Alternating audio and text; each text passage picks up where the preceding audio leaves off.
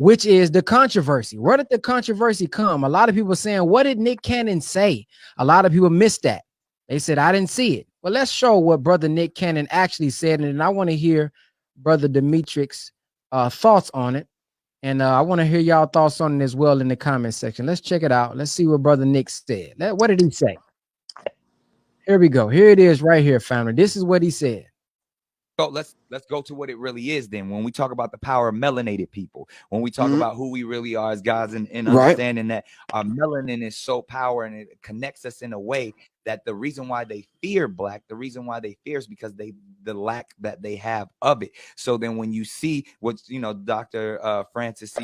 Rusling talked about is that fear in that genetic annihilation efficiency of when you have a person that has the lack of pigment, the lack of melanin, that they know that they will be annihilated. So therefore, however they got the power, they have the lack of compassion. That melanin comes with compassion. Melanin comes with soul, that we call it soul. We soul brothers and sisters. That's the melanin that connects us. So the people that don't have it are a little, and I'm gonna say this carefully, are a little less, and where the term actually comes from, because I'm bringing it all the way back around to Minister Farrakhan, to where they may not have the compassion or the when they were sent to the mountains of Caucasus, when they didn't have the power of the sun, that the sun then started to deteriorate them. So then they're acting out of fear, they're acting out of low self-esteem, they're acting out of a deficiency. So therefore, the only way that they can act is evil. The only way they have to rob, steal, rape, kill, and fight or flight, in order to survive. Exactly. So then these people who didn't have what we had, and when I say we, I speak of the melanated people, they had to be savages. They had to be barbaric. Because they're in these Nordic mountains. They're in these rough, torrential environments. So they're acting as animals. So they're the ones that are actually closer to animals. They're the ones that are actually the true savages. And then they built up such this I won't say warrior, but they built up such this conquering barbaric mentality that they're coming out of Europe. They then said, in order for us to survive, we have to take what's not ours.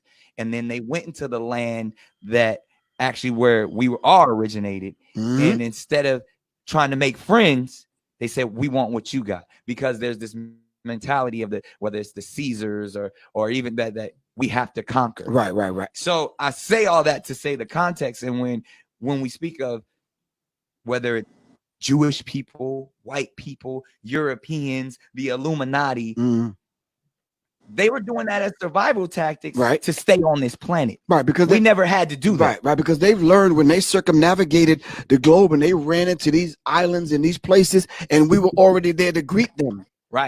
With open arms. Teaching them, but then when they were deficient. So they wanted to get what they thought we had, and we did have it. So the rape took place of the woman, the theft took place of the natural resources, and then that's when their disease, that's where their mentality. Because I'm trying to get to that place of how they were able to get control over the gods. How they were able to get control over their once they people. learned that though, and now they raped and impregnated, left and came back, and they saw the child lighter. They said, wow, that's when they learned genetics, genetic annihilation. So now you have to set up a system of white supremacy to control that. So now we have 13 families here, Illuminati that's manipulating and controlling subgroups. Now we got to set up organizations coming out of Europe. You understand what I'm saying? And for that same system, now you're talking about survival, what you just laid out. Now it's fight or flight. Now we have to set up these systems in order to survive. But listen, not just survive to get some damn some hamburger buns and some cheese. I'm talking about on a genetic level. On the genetic, because they will, and that's even from the white nationalists to the white supremacy mentalities to Donald Trump himself wanting to build walls. They're trying to keep what they consider purity. Exactly, on a subconscious level. Stay alive. Because sometimes they don't know why they acting out. It's just been proven. Was National Geographic just put it out by 2050? Every person will be a person of color in a minute. They saying that's as soon as 2050. So there it is, family. That is the famous clip, I guess, got brother in trouble. So, brother Demetrius, what's your thoughts on all that? Well, brother Ben, you know, what's fascinating to me is that as I see both of our great brothers, Professor Griff and Nick Kannon, they're sitting in a studio setting that has been designed like a library.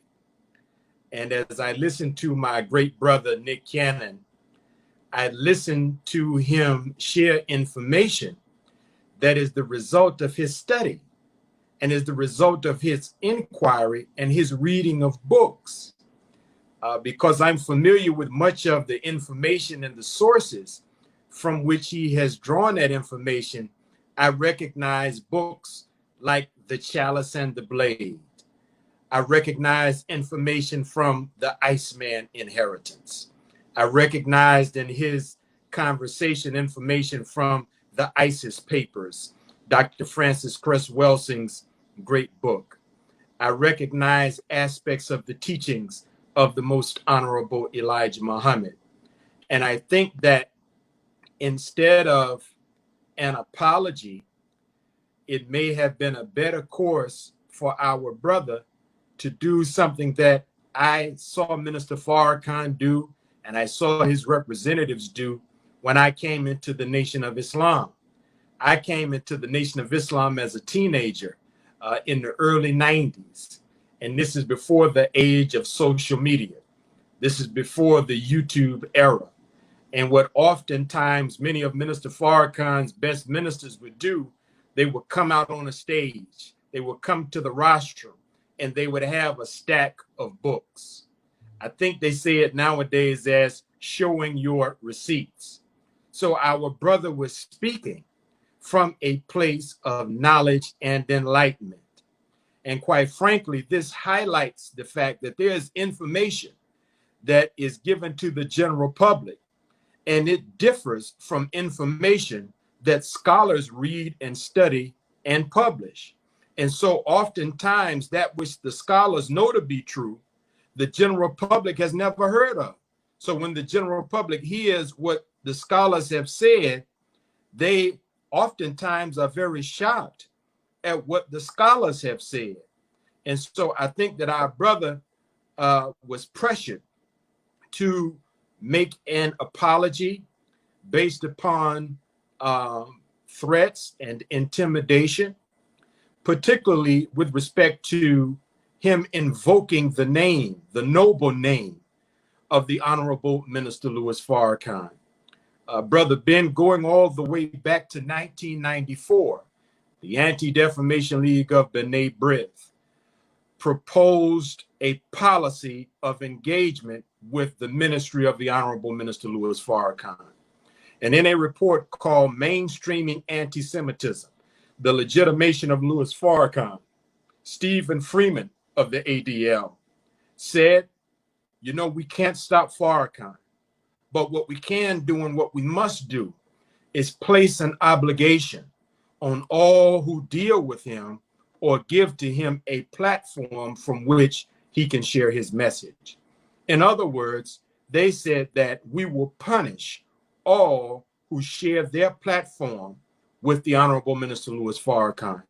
And it is unfortunate that our beautiful brother, who is like a baby in knowledge, a baby in wisdom, a baby in his growing understanding, like many of us were, he has not mastered the knowledge that he is learning. However, he's in a position to influence millions, even with his infant knowledge of truth and the knowledge of self.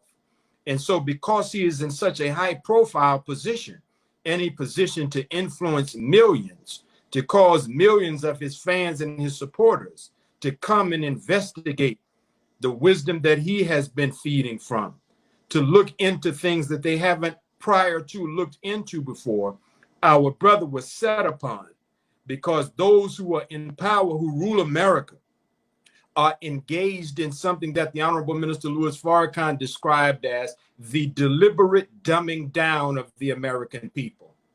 This hiding of the light to keep the masses of the American people feeding from forms of entertainment that don't educate and enlighten the masses, but feed filth and debauchery to the masses. And our brother represents one of many athletes and entertainers who are in this season of racial upheaval and political turmoil, are privately in the confines of their own home awakening to truth that heretofore they had not been awakened to before. And they are excited and they want to share what they are learning with those who admire and follow them. And this is all that our brother did. And we stand with our brother, and our prayers are with him, and our love is with him, because we understand, you know, Brother Ben, there's a principle in law that confessions made under duress are inadmissible in courts of law. In other words, we know the true heart and the true sentiment of our brother, and that which he was forced to do in order to save his career. We are not paying attention to that, because we understand he operates in a world that he does not control. And so we hope that our brother will go within himself and continue to study, to continue to be enlightened. And our prayers is that Allah gives him the courage and the wisdom to continue in his journey towards self-knowledge and the enlightenment of all of those who admire him.